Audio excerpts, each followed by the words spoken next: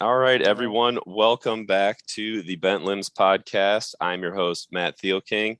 Today on episode 4, we have Seth Poston from Sirius Archery. We're going to be talking about some of their bolts, some broadheads, and just a whole bunch of bolt tuning, crossbow related stuff here with one of the best in the industry. So Seth, thank you so much for coming on. How are you doing tonight? Great. Thank you for having me. I'm excited to be here. No problem. And thank you for taking the time. I know you are super busy with all the orders, everybody getting geared up for deer season. And, you and I were talking before. Apologize to you guys. I've got the version 57 daycare cold from my son. So if I sound a little stuffy on the microphone, I promise I don't have a paper clip or a clothespin or something over my nose. But Seth, I guess I just wanted to kick this off with just a quick intro of, who you are, where you're from, some of your background, and how you got started with Sirius Archery. Sure. So I've been an avid outdoorsman and bow hunter. I didn't grow up with a dad that hunted. I grew up with one of the best dads in the entire world. He just didn't happen to hunt. And so I was a fireman. I spent 22 years at Covington Fire Department, or just an urban inner city department.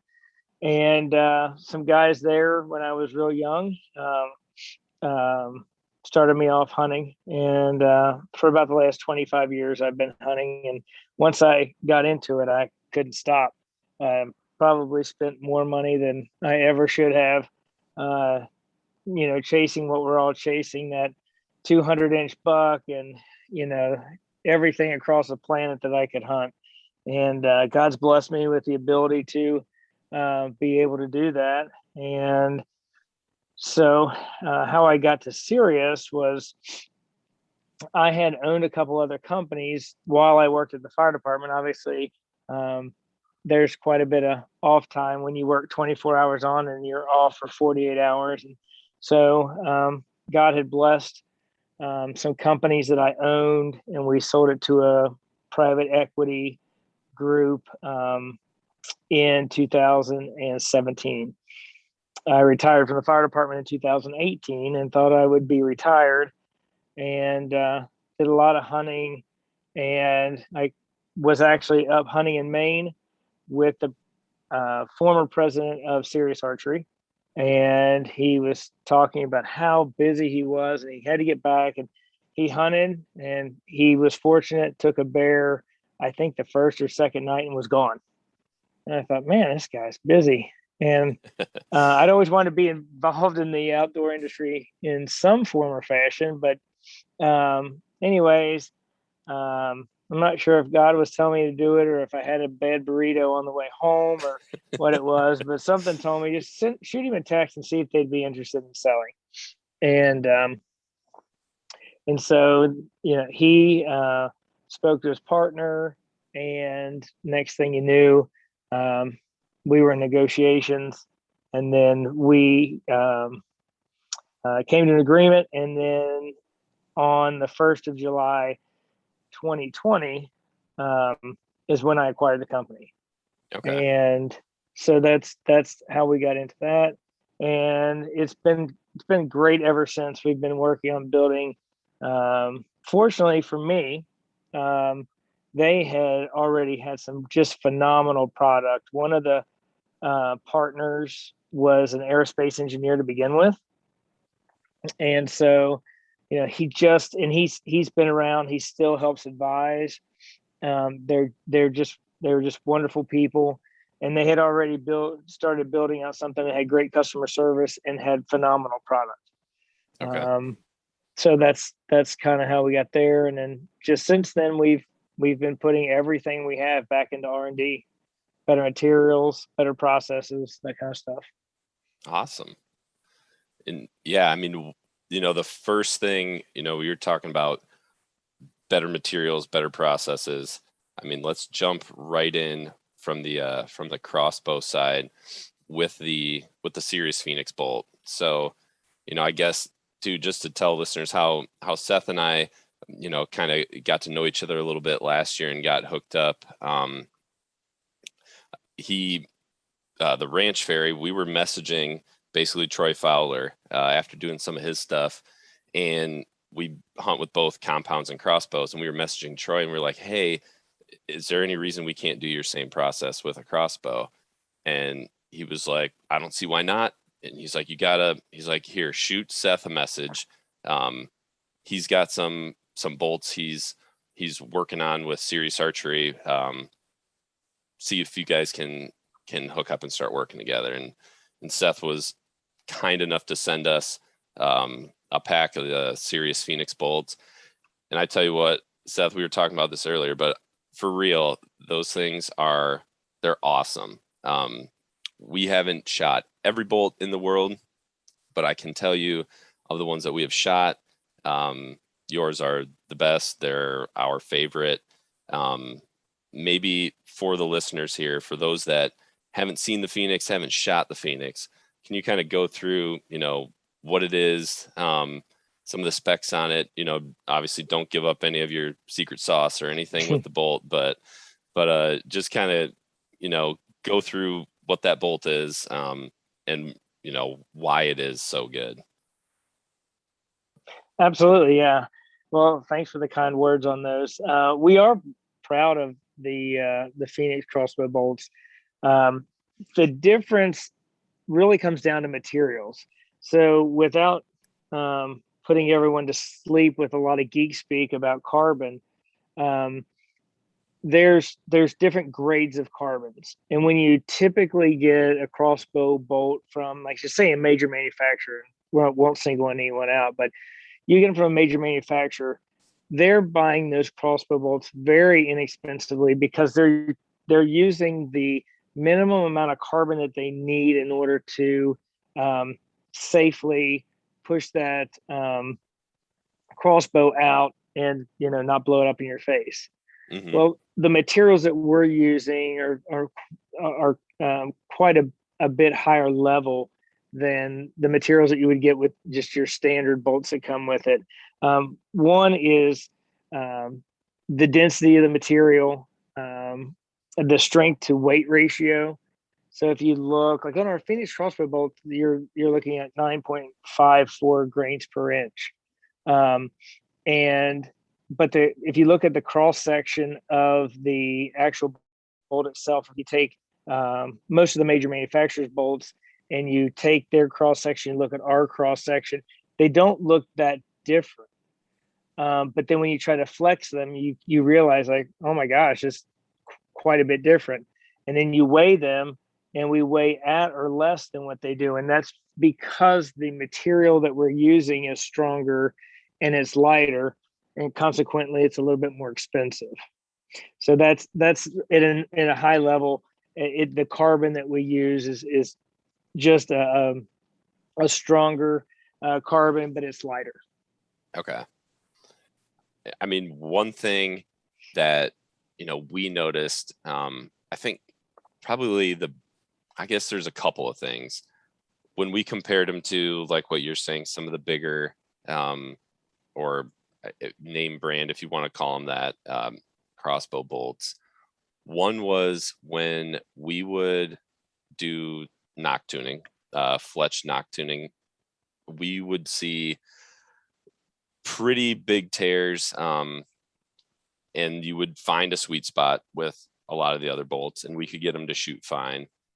But with yours, sometimes multiple veins might shoot well. Other times you would find that sweet spot, but the other ones were much more like, I guess it seems like the spine of your bolt is more consistent from stiff plane to weak or neutral plane, whatever you want to call it, than some of the other ones. It made them really easy to tune on our end. And I was telling you this again before we started recording. I don't know if the 110 to 90 is a sweet spot that you guys found R&D side of things as far as a insert weight, but that bolt coming with a with a 110 to 90 grain stainless steel insert. The full 110 seemed to work phenomenal with 100 grain points, 125s and 150s. That was also one of the biggest things we noticed with your bolt, was that you had basically 3-point weights you could shoot and still shoot a perfect bullet hole through paper. A lot of the other ones, you would find that sweet spot of knock position and weight up front. But if you went plus or minus 25 grains, you started to lose that nice perfect bullet hole and started tearing again. So kudos to you, because that setup is really, really good. Well, thank you. I will speak a little bit to why you find that our high and low side seem to be tied together a little bit better, and that comes to with that outer jacket that you see. That is a carbon weave. It looks like a checkerboard, but that's actually 3,000 little individual fibers running in one direction.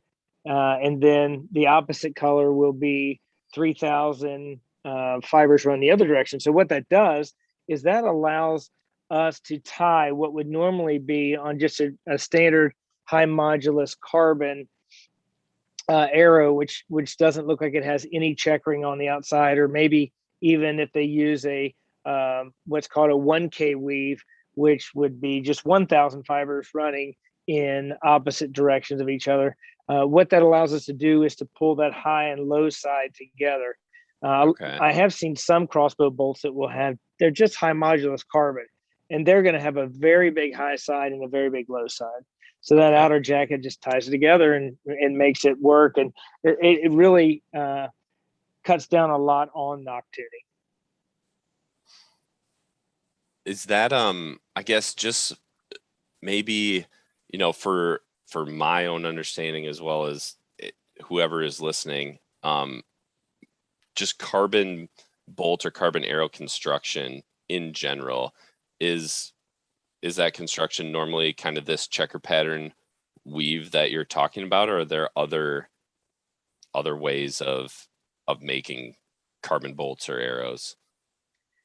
Sure. So I've seen two different ways of making. There's one that you would call just a high modulus carbon. Okay. It doesn't have an outer woven jacket. They're very easy and inexpensive to make.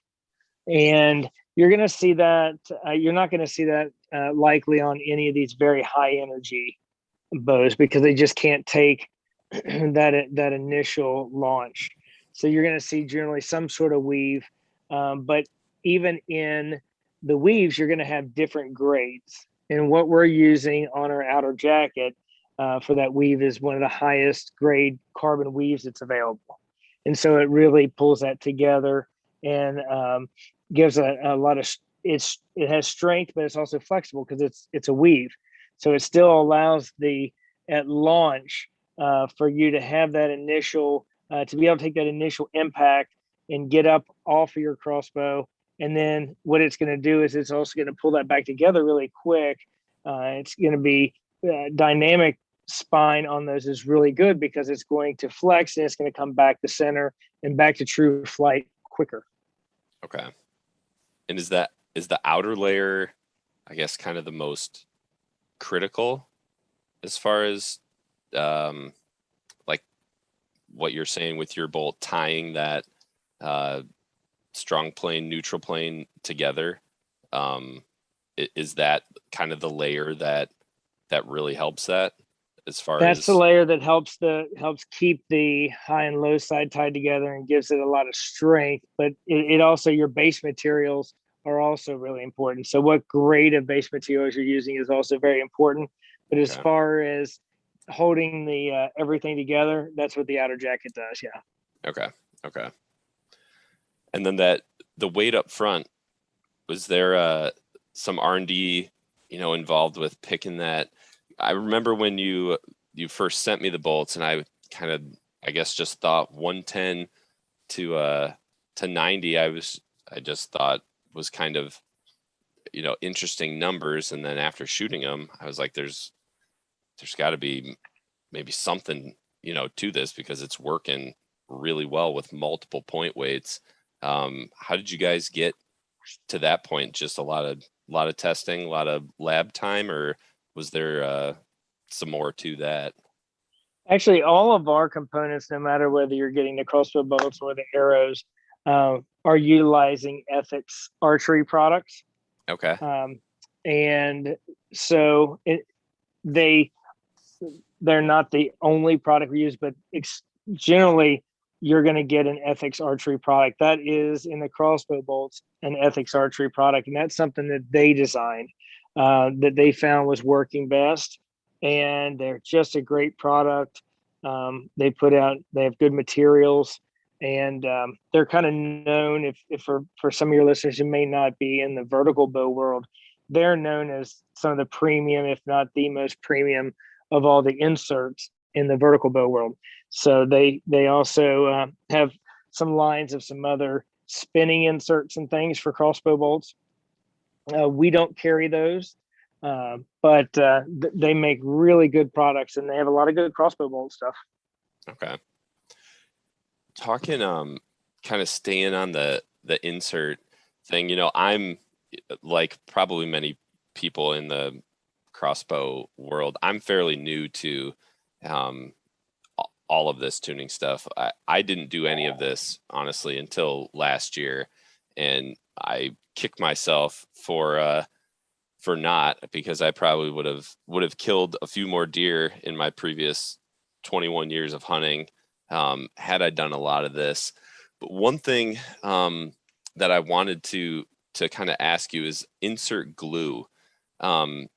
Is there within the tuning process, if you're kind of trying to match up different broadheads, different insert weights, is there a good glue, easy to remove, that you can either heat up or knock out, or whatever, that allows you to kind of change things around, as well as maybe once your setup is fixed, is there an adhesive that you guys recommend, especially that works best with your shafts as far as tuning and then finalizing your setup? Yeah, so we do recommend, because carbon, you can damage carbon by getting it too hot. Okay. So we do recommend boning cool melt for testing. It's Okay. not a great permanent solution, and I certainly would not test it with broadheads. I've not been a proponent of the hot melt. We do carry it. A lot of guys like it, but we've not had any issues with the cool melt, and they're both a boning product.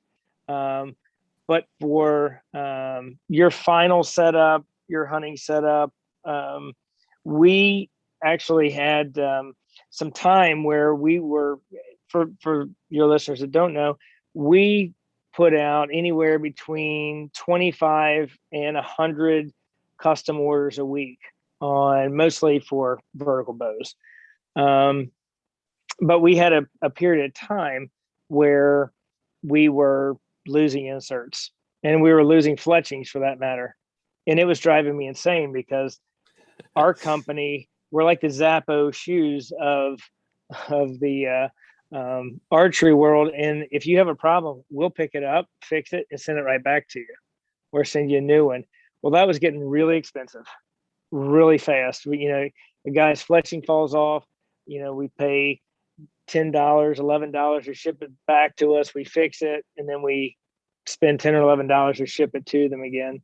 And so that was getting really expensive. So that sent us down the rabbit hole of trying to come up with adhesives.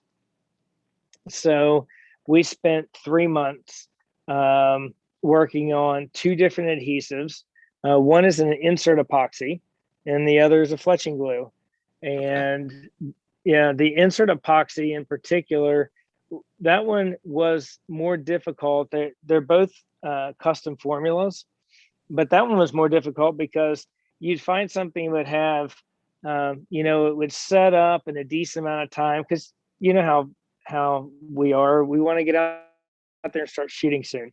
So we wanted it to set up fairly quickly, especially when you're doing spin tuning like we do when we put our inserts in.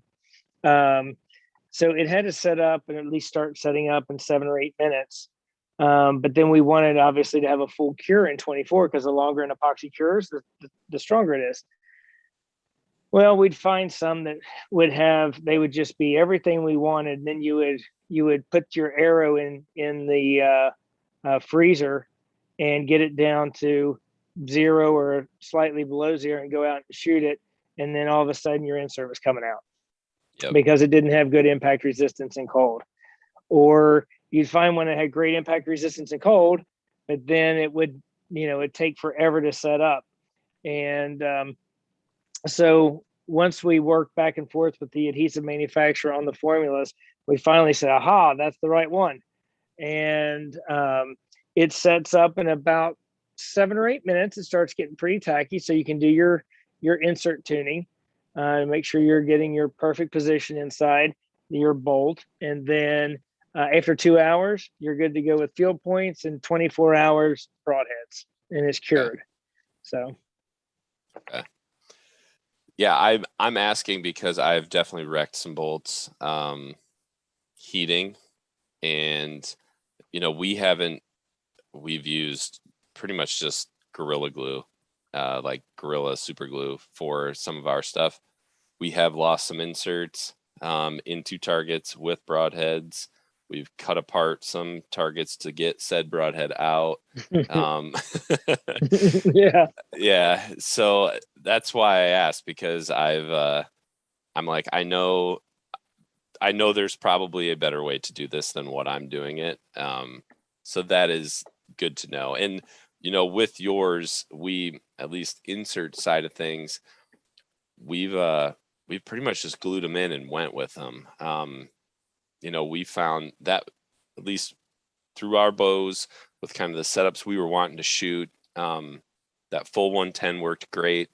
We didn't have any issues, honestly, between that Ethics insert in your shaft.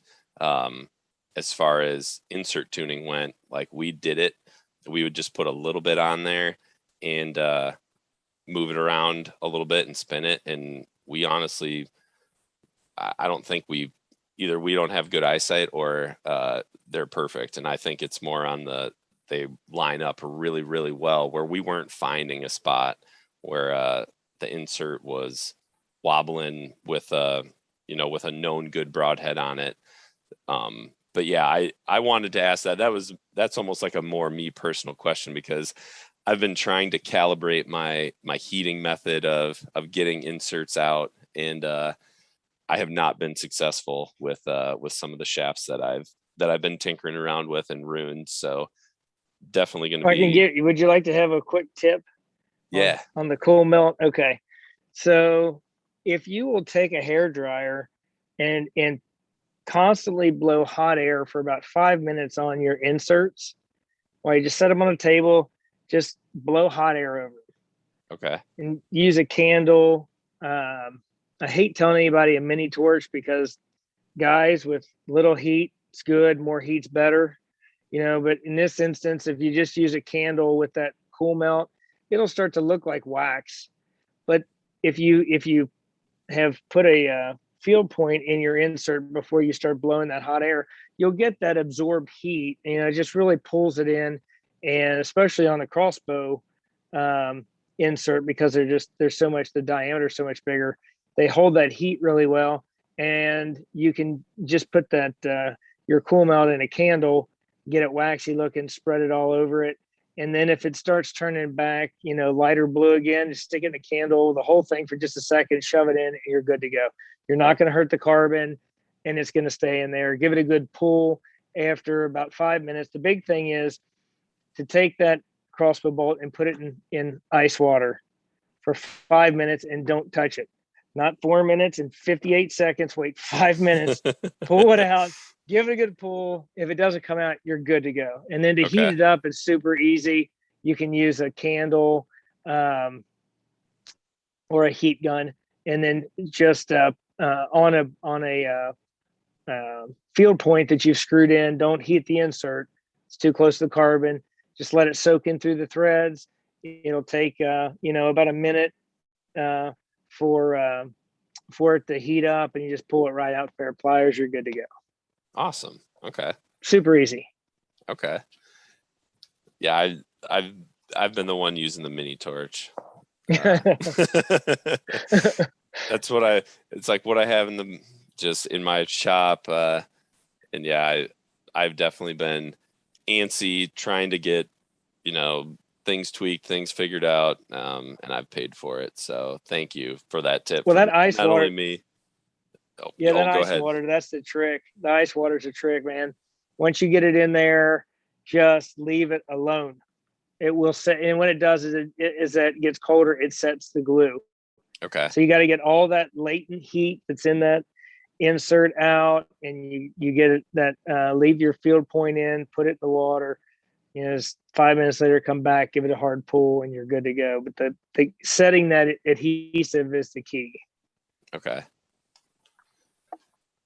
I wanted to ask you too, how did you and Troy Fowler, the Ranch Fairy, kind of get hooked up, and now you've got a whole section of product kind of around the Ranch Fairy, tuning kits and kits with arrows and field points. How did you guys first kind of get hooked up together?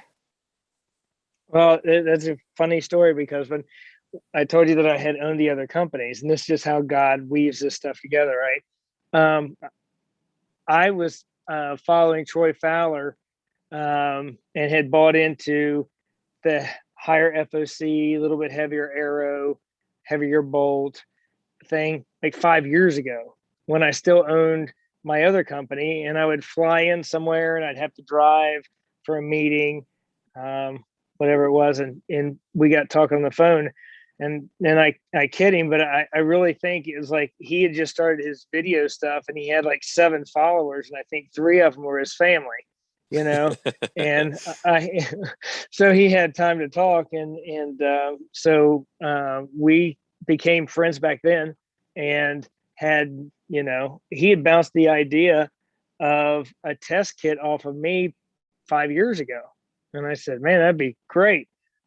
Had no idea that at some point in time I'd own an arrow company and a bolt company, but here we are. And, and for what you see on his videos, that's real life. He isn't playing.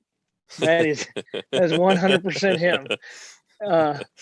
And I've traveled a little bit with him, and that's exactly what you get. Just, he has a heart for teaching. He, the guy's so accessible right now. He's getting 140 to 160 emails a day, and he answers every one of them, and he doesn't get paid for that. He just has a heart for teaching, and he does a very good job. And he's put a really good spotlight on the need to become more lethal, because what we were doing wasn't working, and we were hearing about it all the time. The lost deer, lost animals, or just the suffering we were causing, on these agonizing, day-long, journeys to find deer through the woods. And all of a sudden here, we found it, but now the meat's spoiled. Yep. So he'd had enough of that. And so he started going down and following Dr. Ashby stuff. And, he's just a really good ambassador for the Ashby Bow Foundation. He's doing a lot of research right now on his own with a true rocket scientist. The guy that he's working with now is a DOD rocket scientist, and he's not from the archery industry. So I said, it's fantastic. He doesn't have any of our preconceived notions on this, that, or the other. It's just science. And so they've been putting out quite a few videos, and they did a really good one that released, I think, last night on the retain speed at distance. I think they did 60 yards on light versus heavy. and how much more speed the fast, light arrow or bolt, we can use them interchangeably here, loses at 60 yards compared to the retained speed of the heavier bolt. So really interesting stuff. I'm the Ashby Bow Foundation does sponsors a lot of good testing themselves. And so I think it's going to be really exciting what we're going to see over the next 18 months out of them. Yeah, I watched the one, and I apologize, I can't remember the Rocket Man's name. I just know him as the Rocket Man, just like what Troy calls him. But the first, I think it was the first video, it was Troy, Rocket Man, the hunting public. That was phenomenal. And then I know they were doing some of, maybe this is another kind of version where they had that lab radar out, and they were the hunting public guys were shooting their different setups, light and heavy, and they were showing speed and energy erosion, light versus heavy downrange. And I loved it. I was like, this should almost be like a prerequisite video series for people getting into hunting, because Troy was, he was on, gosh, it was probably about a month or so ago, on here with me talking to him. And he's a great guy. And, I found him, my friends and I found him just a little over a year ago, 18 months ago or so, when we were basically, same story as pretty much everybody that's found him. We were losing deer on shots that might not be perfect, but it wasn't like we were gut shooting things. It wasn't like we were hitting them in the ass or the knee or anything like that. And we were kind of just, we were like, we have to change something. I don't know what it is, but I think my buddy Nick is the one that actually found Troy, and we started doing that stuff, both compound and crossbow. And last year, I guess, would have been, we don't have nearly as many kills or, data points as Troy or maybe you or other people have. But in last year, of my collective group of friends that, we all keep in touch, we all did this stuff. Not one of us lost a deer.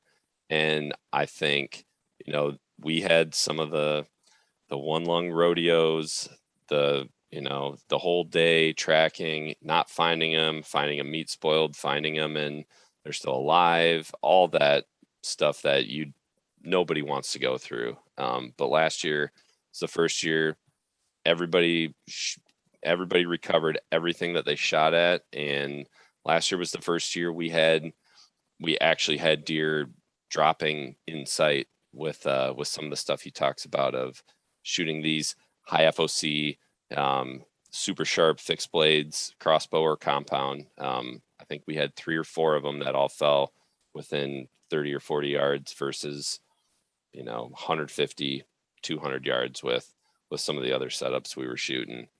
Kind of spinning off of that, you guys, just recently had a big acquisition. If you want to, I'll let you kind of run with that and talk about the news that you guys released on July 1st. Sure. We acquired Tuffhead Broadheads, which was a strategic partner of ours to begin with, because we were putting together systems for a lot of people you would never even imagine. They won't even tell you they're hunters. Or we've had some very big celebrities that don't let anyone know that they hunt. And so we were already working on some projects together between the arrow and the insert and broadhead. And so they were a stand-up company. For those who have met and talked to Jason Wojciechowicz, we just call him Wojo. He's been on a lot of podcasts, but he's just a genuine good guy, and just knows metals and designs inside and out. And the ethos of their company was really closely aligned with ours. First, you give amazing customer service. You have to have great product, because even if you have great product but terrible customer service, they're not coming back. He just did it right, and they had a great name, and he didn't want to get out. So when we acquired the company, Wojo is going to stay on as the person who's going to oversee all the manufacturing and the design work. So there comes a point in the life cycle of a company where when you're trying to handle customer service and oversee R&D and oversee production, it's just a lot. And we were better set up with processes to be able to take care of the customer service end, to be able to take care of a fulfillment end. And it allowed him to focus on what he loved, which is the designs, the metals, and then overseeing all the production. So it's going to be a really good acquisition for us. I think the stuff that was already in the works as far as the R&D, we're going to continue that. And so there's going to be new heads coming out. And, we already had some heads that launched early this year in January. And that's the Evolution series, both single bevel and 3-blade. And both of those have sold out almost as quickly as we can get them in. And so they're made of an S7 tool steel, and they're just tough as nails. And Jason, he just has a way with knowing how a metal will react with a certain hardening, and you put them together, and I call them his magic. So that was a good acquisition for us. And we're looking forward to taking that brand along with the Sirius brand, kind of to that next level. So, as far as where we come from like personal perspective, we're not taking any of the money out of our company. We're reinvesting everything. It's going to be new processes and new materials and stuff to make us more lethal in the field. And Tuffhead may not be our only acquisition. Probably will be the only one this year, unless something else someone similar to our way of thinking and has a good brand name. And that's the only thing that we're interested in owning, is just high end, more boutique. We know we're not for everybody. We're not trying to be for everybody. Mm-hmm. But just more to that for the people who have been through the disposable type stuff and they're just tired of it. They're ready to go that next level. They're ready to hunt at a higher plane. I mean, let's face it, guys are spending $2,500 and more sometimes on crossbows now. And then, they want to spend $3 or $4, $5 on a crossbow bolt. That's not our customer. We love them and they will be our customer someday, but they're not now, and we're not trying to go after that. Yep. I loved, I think it was in one of, I think it was with the Rocket Man, where they really, it kind of struck a chord with me. I know it did with my friends too, where they talked about, a bow, whatever it is, it's just a kinetic energy machine. They're like, it's like a big spring. They're like, and everybody spends so much time, money, whatever on the kinetic energy machine, but the stick and really what's at the end of the stick, that's what is harvesting game, or that is, the thing that is going to be the deciding factor of success or failure. And I remember when I saw you guys announce that on Facebook July 1st, I was like, oh yes, this is a perfect matchup. And granted, to be completely transparent, I have not shot a Tuffhead, but I've certainly, seen Troy talk a lot about them. I've watched a lot of the videos that Wojo has on YouTube talking about some of the different models. I think it's a perfect, a match for what you guys have going on at Sirius and what Wojo has. So, congratulations to both you and Jason. I think this is awesome. And, kind of going down that road, you were telling me you've already got some guys. I think if people from the crossbow industry, if they get on your website or Google Tuffhead, they're going to see some of these broadheads.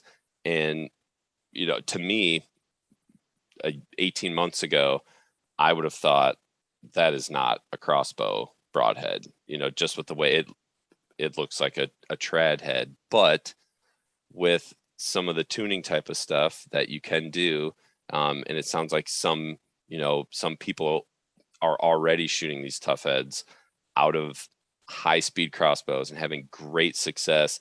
Can you kind of touch on a little bit what you were telling me, before we started recording on a couple of different models that guys are using and are, having great flight, great penetration, great lethality with? Sure. So the probably the one most used is the 265 grain meathead. Although I think that'll be replaced this year with the 200 grain Evolution 3 blade, because just the aerodynamics of it are going to lend itself very well to be used with a crossbow bolt. But that ASP style 3-to-1 head, which is the 265, allows someone to go out and have a nice higher FOC, especially if they were utilizing their standard crossbow bolts that came with their setup, because they had a lighter insert anyways in them, and this put them up to a nice mid-weight as far as the FOC and weights go. And so that's the one most utilized. There's also gentlemen and ladies and gentlemen, I should say, that will shoot the 315 tough head, which the difference between the two, the profile is the same, 3-to-1 ASP style head. One is a high carbon steel and the other stainless steel. So that's really the only difference between them, but they're both screw in. So it's not like people are using the tough adapters or anything like that to make them a permanent mount on there, but they do utilize them in the screw-in capacity, which is, like I said, 265 grains or 315 grains, and that'll put them somewhere in a low 600s on a crossbow bolt with our 110 grain insert. So you can certainly get that down a little bit by cutting that insert down a little bit, but yeah, I'm looking forward to getting some to you so you can do some testing with it for everyone. I'm looking forward to doing that too. And one thing I wanted to touch on again that I thought was really interesting that I guess I haven't experimented with, but I definitely want to now. We were talking about I guess how myself and my buddies have done some of the tuning, with your bolts with a crossbow. And just to, I guess, touch on that really quick, what I've been doing, and I'm not saying this is the perfect method or anything like that, but this is what has worked for us.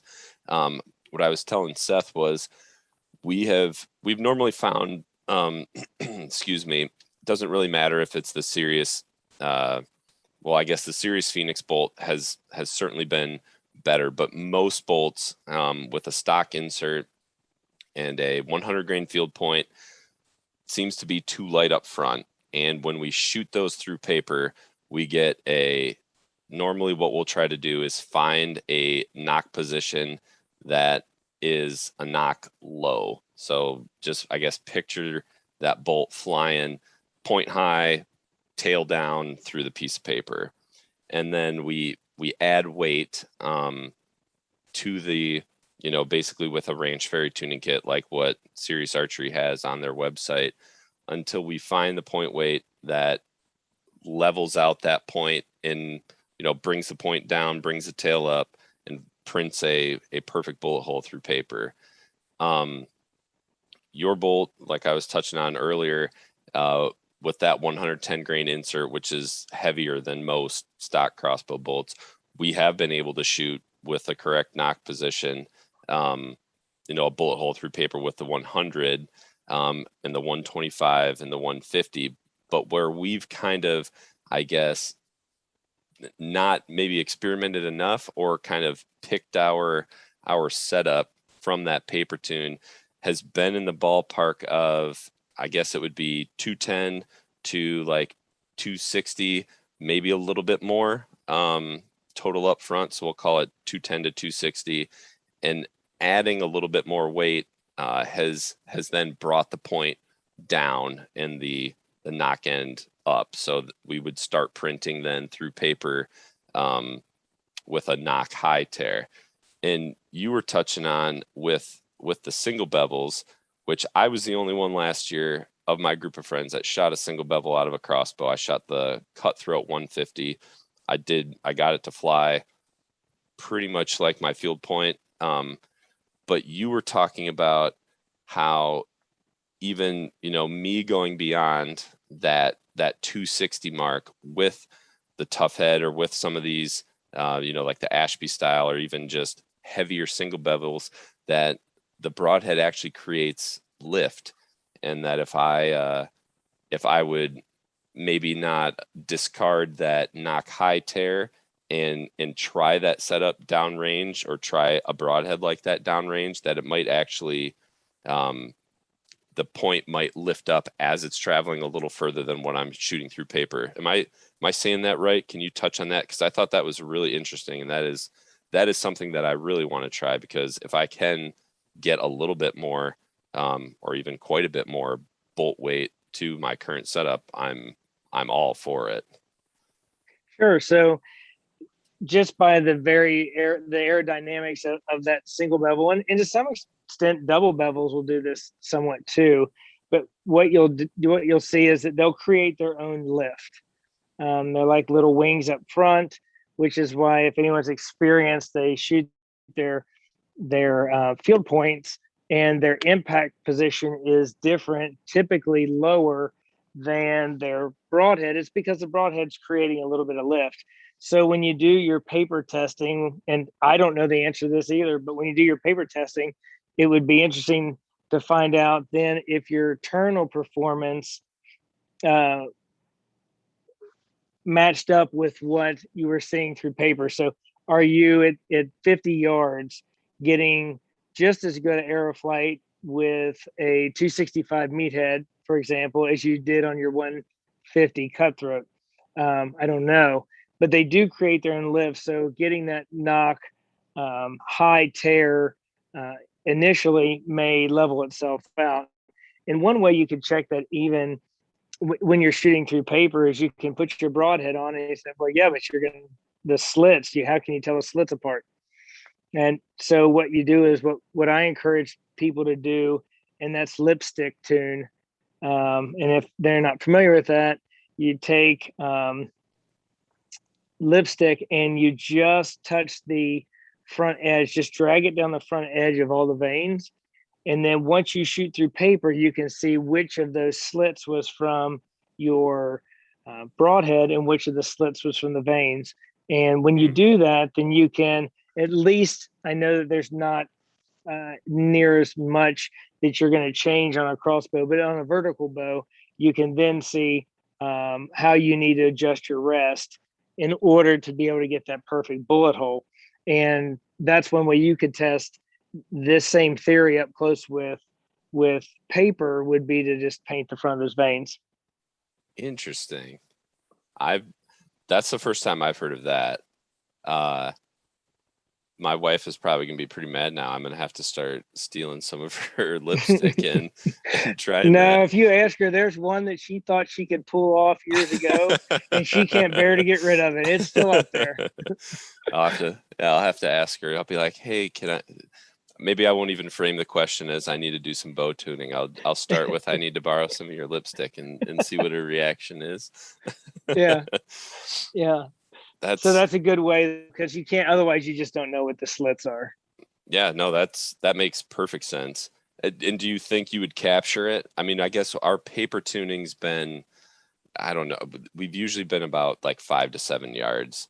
Do you think you would capture enough of that lift in that short distance? It's 7 yards. You would, yeah. It's 7 yards. You Okay. would. I don't think you won't capture it at 2 or 3 yards. But I think you would see it by 7 yards for sure. Okay. I like that. I'm writing that down right now. That's so for your one guys thing. that shoot, compound bows and also shoot crossbows, that's the number one way I've found just to even get your broadheads to tune. And just so often people say, man, I just can't get these broadheads to fly. It's the arrows, it's the bolts. It's never the fact that he decided to start shooting his bow 2 weeks before season started. It's everything else. So I tell him, like, just find some paper. I still believe that every very serious bow hunter, their number one friend is a paper tuner. There's just no way to get it as close. Now, there's other tuning that you do after that, but when you want to get it close and you want to be very precise and right, paper doesn't lie. Yep. And so, the best, I tell folks, before you'll spend $100 on my broadheads, please go and spend $30 at your Home Depot and put yourself together a paper tuner. Yep. Because it's as important as any piece that you're going to have. And I just have guys all day long that fight this tune. They fight it. And I say, have you put it through paper? No, I haven't done that yet.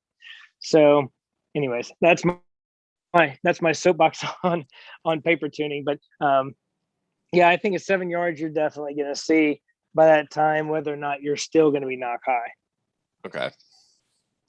And your soapbox on paper tuning, I completely agree with, because we learned more from paper, than just doing it last year than I would have thought, both crossbow and compound. And I actually had a buddy over last night who's, he's a little bit newer to hunting. He's had some success. He shoots mechanicals, and I was like, shoot whatever you're confident in.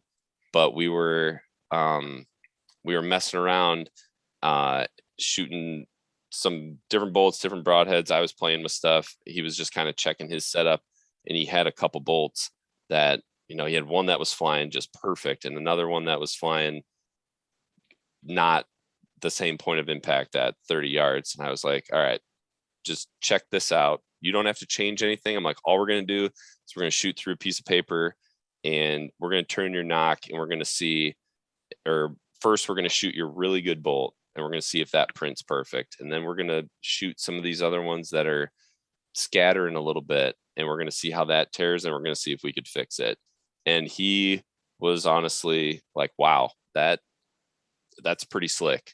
He'd never tried it. He'd pretty much just picked up a crossbow, started hunting basically with bolts that it came with, or bolts that he bought offline, broadheads, but no tuning whatsoever. And I was like, man, at a minimum, even if you didn't want to mess around with a whole bunch of tuning or inserts or anything, I was like, just shoot your bolts through paper, figure out which ones are flying the best, and the ones that aren't, see if you can turn the knock to one of the other fletching positions and see if you can fix it.